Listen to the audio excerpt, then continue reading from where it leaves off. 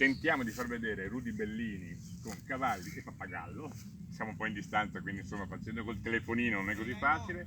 Siamo con Nicoletta Bonomo, consigliere di FISE Veneto. Stiamo uscendo da questo periodo difficilissimo. Le cose oggi come stanno andando?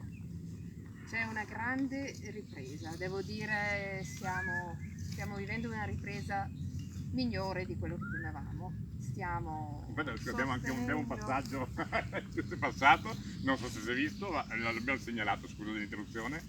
Stiamo sostenendo i nostri circoli con diverse attività e devo dire il cavallo è un animale eccezionale, quindi nel post-Covid può aiutare tantissimo e questo è stato percepito da tanti. Quindi questa voglia di riprendersi lo spazio all'aria aperta, di riprendersi lo spazio in un contesto insieme agli animali, questo è comune a molte persone. Quindi. C'è anche a dire che in un momento in cui tanti hanno avuto anche delle difficoltà anche umane, psicologiche nello stare rinchiusi, il cavallo può essere un'occasione da scoprire, anche per chi i cavalli non li conosceva prima, e non tutti ci vanno come Rudy Bellini alle nostre spalle, per stare all'aria aperta, in maniera distanziata, Esatto. in mezzo agli animali, in mezzo alla natura.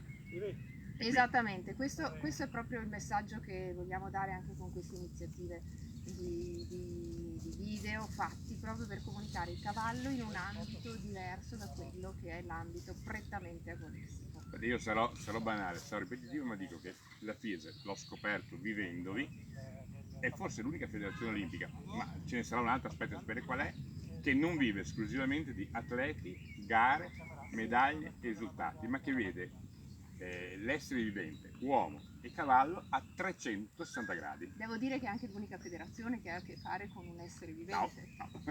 con un essere vivente meraviglioso. Il cavallo è un animale speciale, fantastico, quindi gli utilizzi del cavallo al di là degli aspetti prettamente sportivi ed agonistici sono molteplici e ognuno di questi ha delle valenze veramente profonde.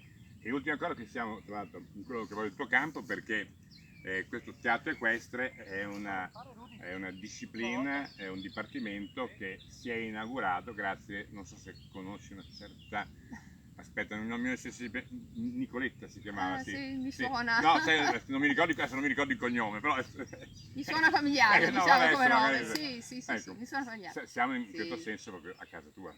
Siamo Con Rudy Bellini che devo dire qui mi sento veramente a casa, è un posto adesso chiediamo alla nostra ti chiami? Angelica. Angelica, ci giriamo, ci salutiamo guardando Rudy. Qui appunto siamo in quello che è stato il tuo sogno che si sta realizzando. Esattamente, vedere loro così, devo dire, l'emozione, si vive l'emozione al di là delle parole. Grazie mille, lo ripeto per l'ennesima volta, sono ripetitivo, sono noioso, ma questi video se li condividete sui vostri profili è il nostro modo di raccontare i cavalli a quanti, e sono sicuro che ce ne sono, anche tra i vostri amici, i cavalli ancora non li conoscono.